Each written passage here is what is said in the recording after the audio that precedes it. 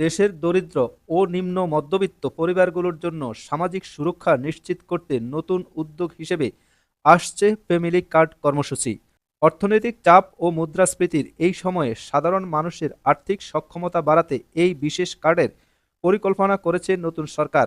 আসন্ন ঈদের আগেই শুরু হচ্ছে এই পাইলট প্রকল্প, যার আওতায় প্রত্যেক সুবিধাভোগীকে মাসে ২,০০০ টাকা করে দেয়া হতে পারে।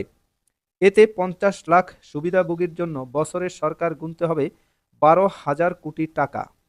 ফ্যামিলি কার্ডের জন্য শুরুতেই বাছাই করা হয়েছে বগুড়া ও দিনাজপুরের ৮টি উপজেলাকে। এর মধ্যে পাইলট প্রকল্প শুরু হচ্ছে বগুড়ার গাবতলী ও দিনাজপুরের নবাবগঞ্জ উপজেলায়।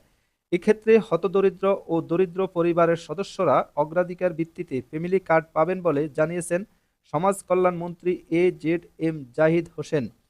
এজন্য সুবিধাভোগী বাছাইয়ের বাংলাদেশ পরিসংখ্যান ব্যুরোর BBS সর্বশেষ খানা জরিপকে আমলে নেওয়া হচ্ছে।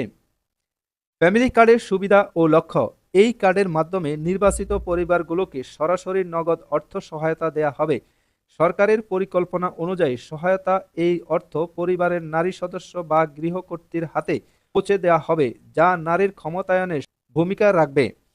সমাজ কল্যাণ মন্ত্রণালয়ের তথ্যমতে বিদ্যমান অন্যান্য সামাজিক ভাতার তুলনায় এই কার্ডের আওতায় সহায়তার পরিমাণ বেশি হবে। আবেদন প্রক্রিয়া ও তথ্য সংগ্রহ: একটি কেন্দ্রীয় ডেটাবেস তৈরির মাধ্যমে জাতীয় পরিচয়পত্রের ভিত্তিতে প্রতিটি পরিবারের তথ্য সংরক্ষণ করা হবে।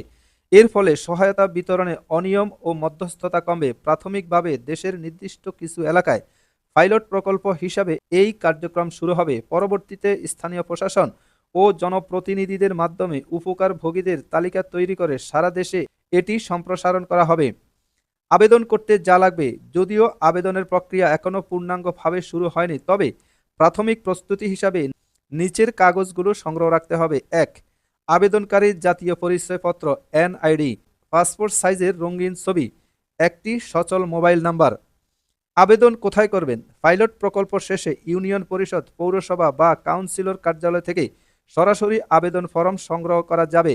এছাড়া ঘরে বসে দ্রুত আবেদনের জন্য একটি অনলাইন পোর্টাল চালুর প্রস্তুতিও নিচ্ছে সরকার। প্রতি পরিবারে কেবল একটি কার্ড ইস্যু করা হবে, যার মাধ্যমে মাসিক নগদ টাকা বা নিত্য প্রয়োজনীয় পণ্য পাওয়া যাবে।